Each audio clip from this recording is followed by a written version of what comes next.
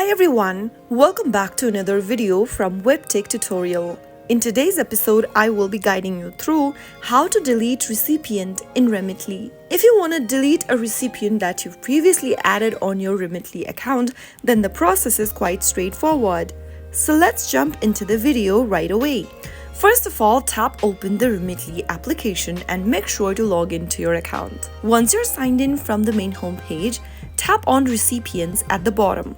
Now, you will be able to see the list of recipients that you've added on your account. Go ahead and tap on the recipient's name and tap on Edit at the top right corner. Scroll all the way down from the Edit page and then tap on the Delete button if you want to delete a recipient. In the pop-up, tap on Delete. If you ever change your mind and want to add the person back again on your account, then you can simply do that.